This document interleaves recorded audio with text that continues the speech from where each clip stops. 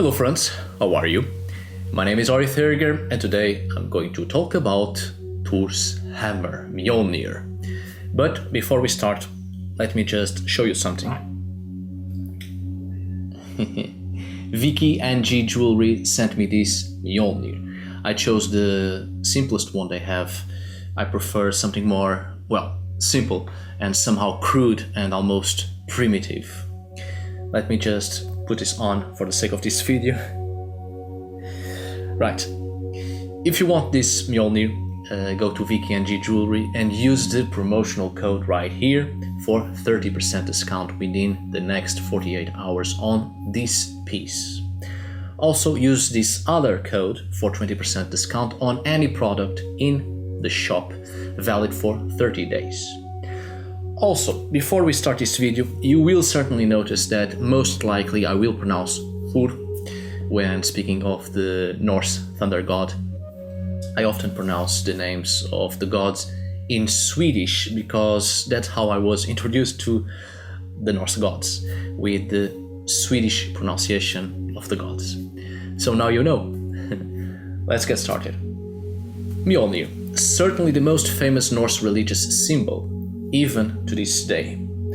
The hammer belonging to the Norse god Þór. Just like other magical items of great significance belonging to the gods, Thor's hammer was also created by the dwarfs, a magical item that was created due to the intervention of the god Loki, as always playing an important role in acquiring powerful artifacts to aid the gods. But we shall speak further ahead about how Þór came to possess Mjolnir.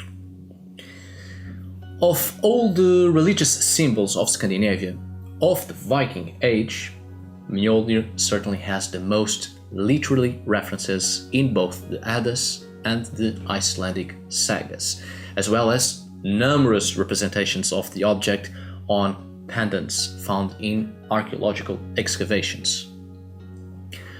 Thor's hammer wasn't only a mythical divine weapon. As we can see by rock engravings of the Bronze Age, where we find depictions of godlike figures bearing a hammer or an axe. In Bronze Age cases, it's an axe. Pay close attention to that. This mythical weapon played a role as a consecratory instrument as well. Thor's weapon, as an axe, seems to have been a symbol related to war, which later on becomes the symbol of a fertility cult related to Þór himself. We can see the shift of Thor's functions related to strength as the primary symbol connected to war, and then he changes to a fertility god. His weapon, being his own symbol, the very religious symbol that represents this deity itself, also went from a religious symbol related to war and then to a fertility symbol, accompanying the religious changes of Þór. So Mjolnir isn't just a weapon, but the symbol that represents Þór, which is why in some Viking Age rune stones, mainly in Sweden and Denmark, when such rune stones are dedicated to Þór, frequently it shows a picture of Mjolnir alone as evidence of Þór as a consecratory god. We are all familiar with Mjolnir as being a hammer, but the hammer must have been a variation of the axe, which was a symbol of lightning in ancient Scandinavia. As I've said, several rock engravings of the Neolithic and the Bronze Age show warriors bearing ceremonial axes.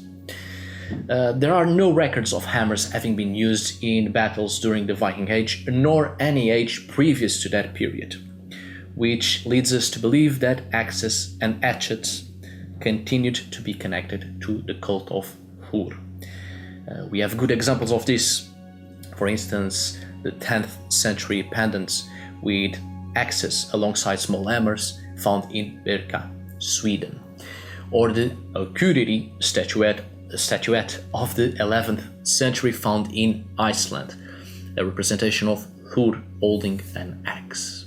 The axe handle merges with the beard of the figure, not only demonstrating that the beard and the axe were symbols of masculinity, but that the cult of Þór may also have had connections with bearded priests. Now, here's one interesting thing I would like to share with you to reinforce Mjolnir as primarily having been an axe and not a hammer. Throughout history, certain objects have been characterized as being supernatural in nature and therefore used as cult objects with magical properties, even being used as amulets. Not just in Europe, but also in Asia and Africa, it's not uncommon the existence of Thunderbolt traditions and cults of the Stone Age, which in some cases such cults still existed until medieval periods. According to a popular myth with almost global distribution, a stone was hurled from heaven every time lightning struck. The artifacts which were made from these stones, mostly Stone Age tools, in the great majority of cases were axes. In Sweden, the Thunderbolt tradition obviously is mainly associated with the god Þór, and the thunderbolts are therefore called Þórvig or Þórkil. Þórvig is the lightning bolt of Þór, referring to flint axes of the Stone Age, used for cutting and hunting. In Swedish folklore, references to this ancient Thunderbolt cult are still evident.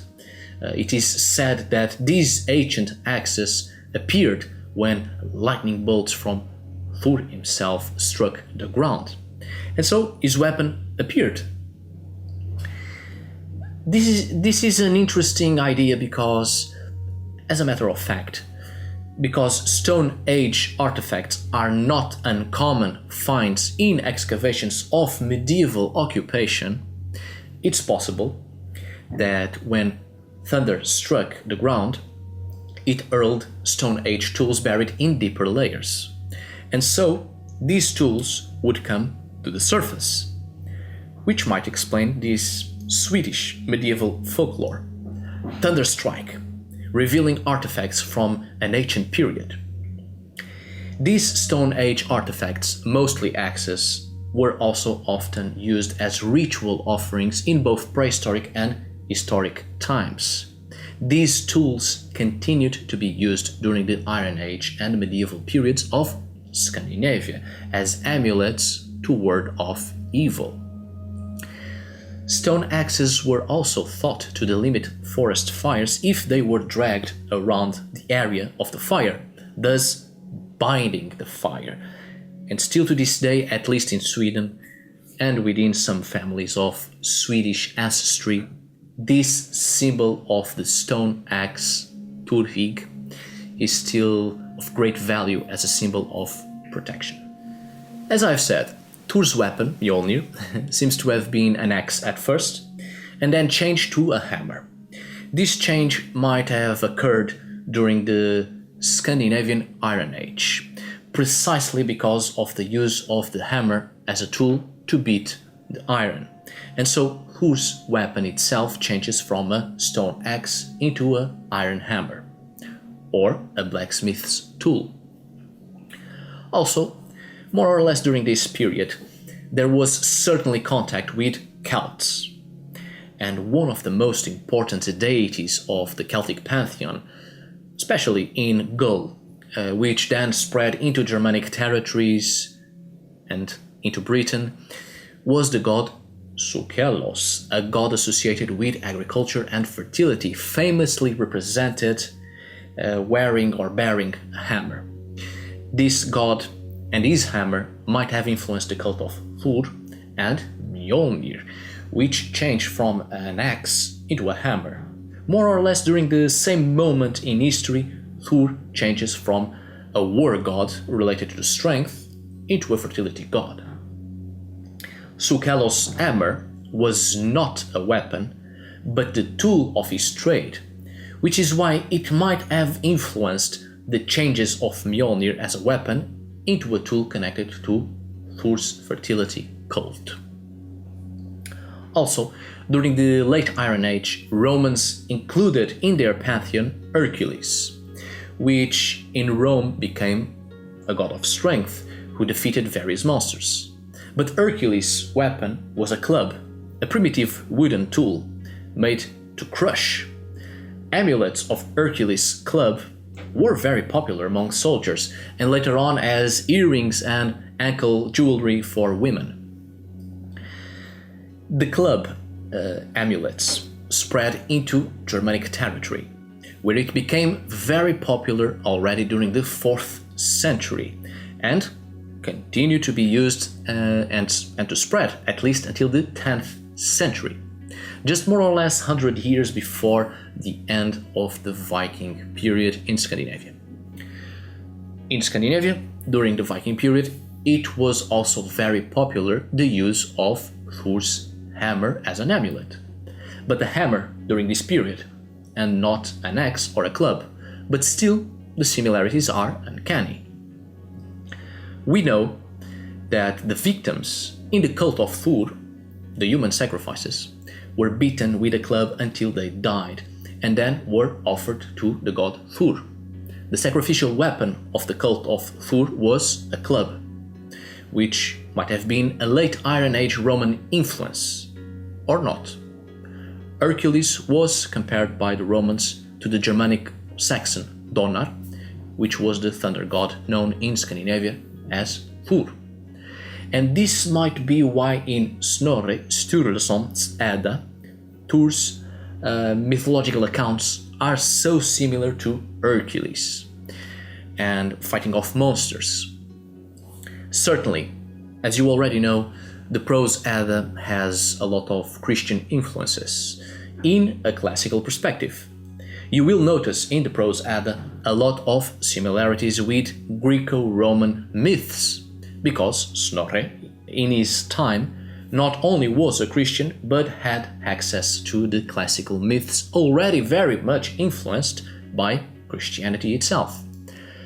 But it might be that these similarities between the Greco-Roman Hercules, the Germanic Mjolnir, the Celtic Sukelos, and the Scandinavian Thor are evidences of an Indo-European god of war and strength.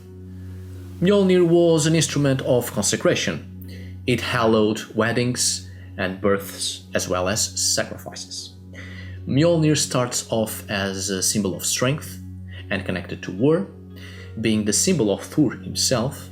Then it becomes a fertility symbol, and subsequently it will be used in various rituals on everything concerning fertility, like marriages and births.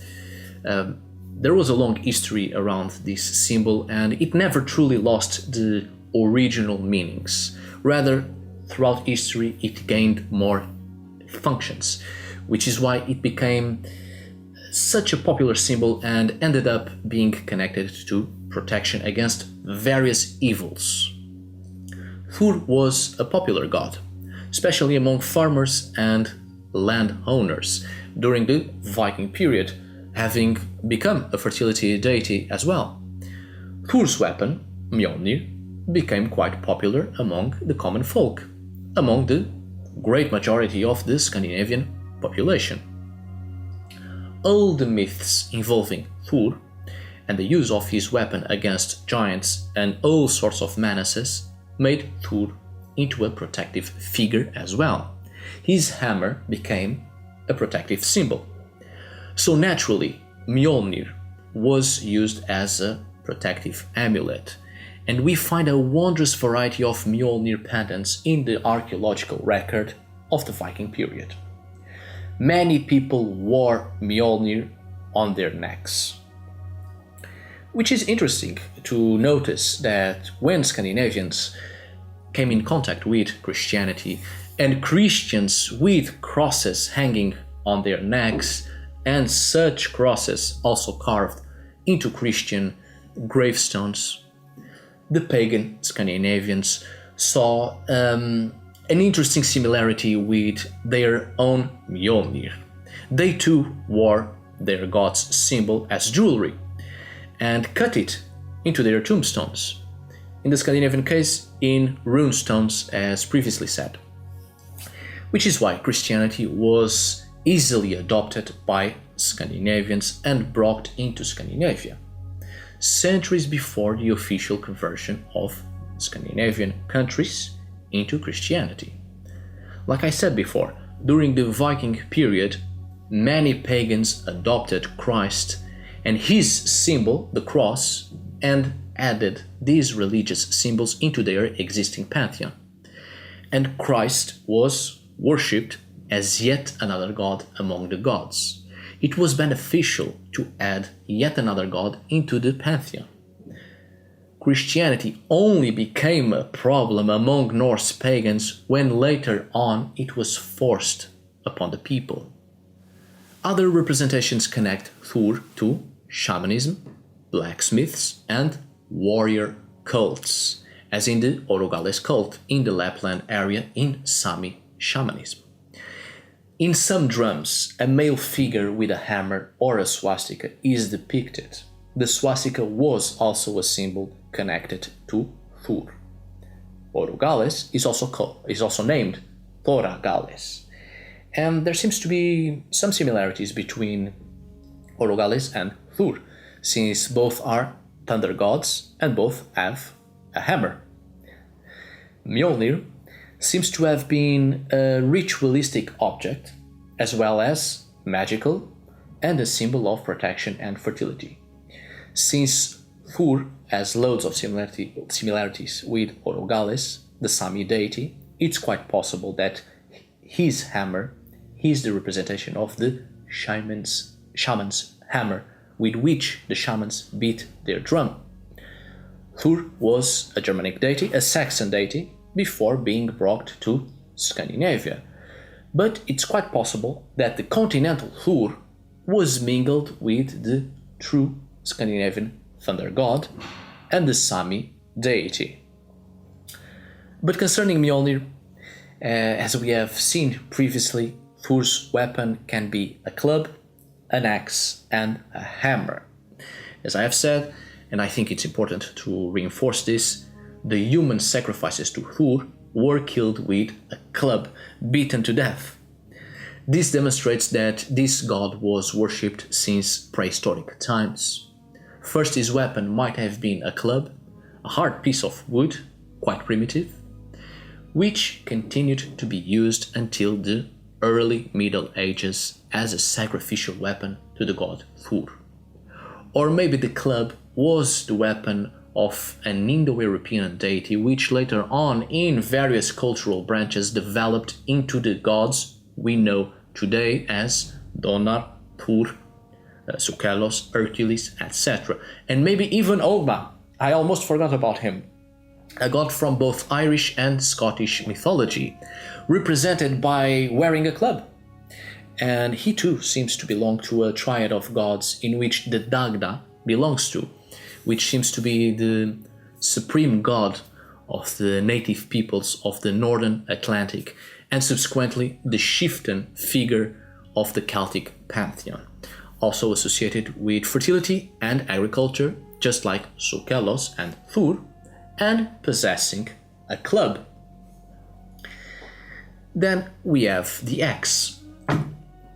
Þór's hammer was an axe, not used for human sacrifices but as a ritualistic object in all sorts of ceremonies, as we have already talked about the Stone Age flint axe and the Bronze Age engravings. And finally, we have the hammer. The use of the hammer in battle came during the feudal period of Scandinavia, a long time after the end of the Viking Age. The great majority of the Scandinavian population was no longer pagan. But I do believe Þór's weapon as a hammer came way before the hammer was introduced as a weapon. As I've explained previously, Þór's hammer might be the late Bronze Age and early Iron Age representation of the blacksmith's tools with which they work on metal, because at first metals were worked in their raw state, just beating them until they gained the required shape. So, as previously demonstrated, we can characterize Thor's hammer in three main categories. As a ritual and magical instrument, the hammer consecrates births, marriages, deaths, funerals, oaths. It also secures properties, consecrates land and property, propitiates the resurrection and the fertility of life, a phallic symbol and a border marker, and also used to locate thieves. As a weapon, it defends the world, the gods and man against the forces of chaos, as we see in myths concerning Thor and his conflicts against various monsters and giants.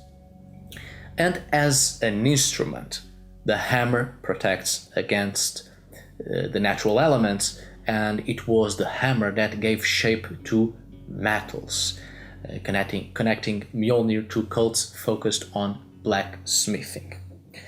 Let's not forget that the popularity of Thor and Mjolnir amongst Scandinavians led blacksmiths to have molds to produce Mjolnir pendants in great quantity.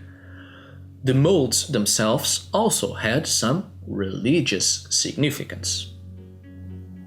And finally, the club was for sacrifices, the axe for ceremonies, and the hammer for the magic and protection. Mjolnir, the word, etymologically speaking, it has a controversial origin, but it's always related to the verbs milja and mölva. That is, that which crushes, shatters, grinds, smashes. Which is curious if we think about Thor's weapon throughout history: the club, the Stone Age axe, the iron hammer, all weapons capable of crushing something into powder, always related to Indo-European roots of something smashed into powder, into small grains. The same thing that happens when lightning strikes. It crushes, demolishes. Let's take a look at some examples in various languages that share the same root.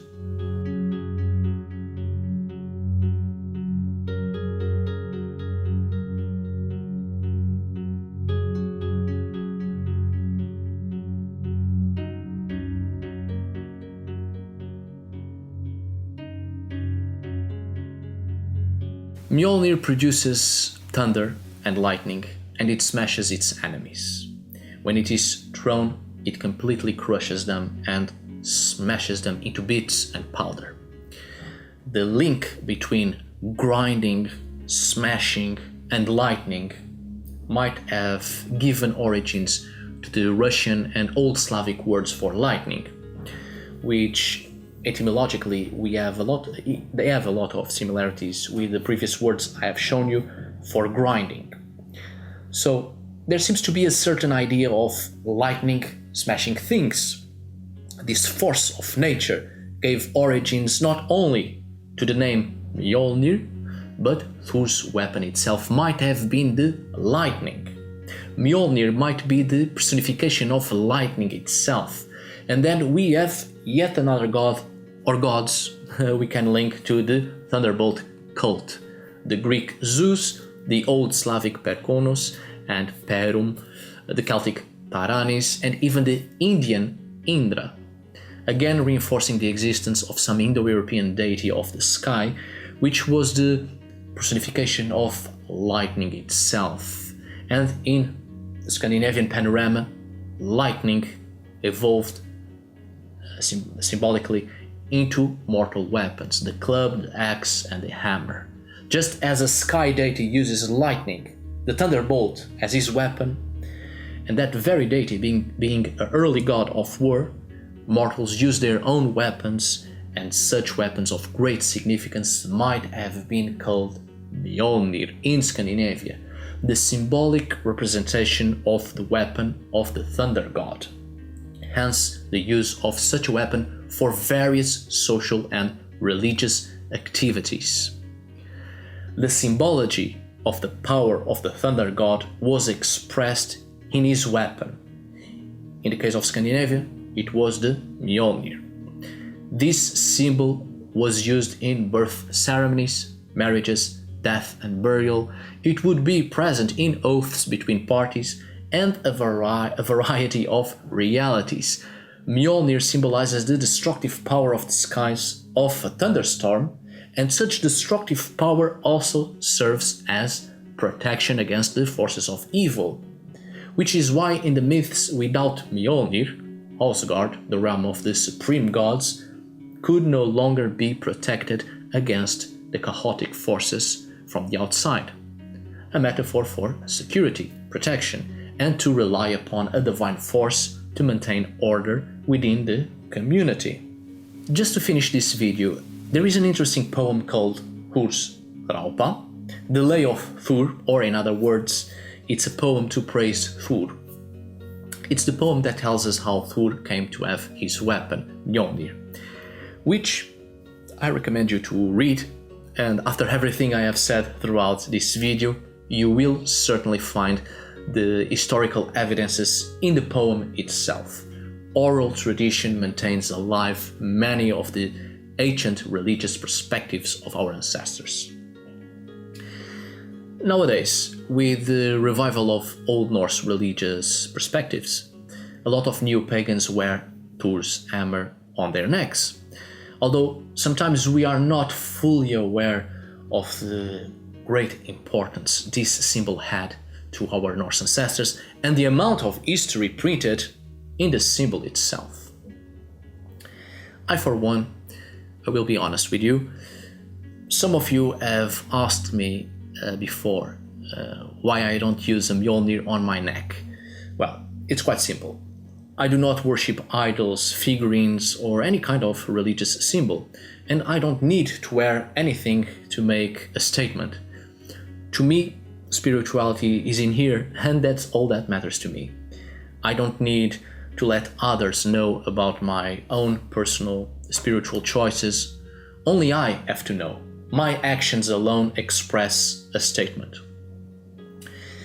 Don't forget to visit Vicky and G Jewelry. Use your promotional codes, one to get this hammer and the other for other products in their online shop. Thank you so much for watching. See you on the next video, and as always, tack för idag. Just to make sure you guys can see it, let me see the light. Okay, it says Thor right here in runes. Quite nice, isn't it?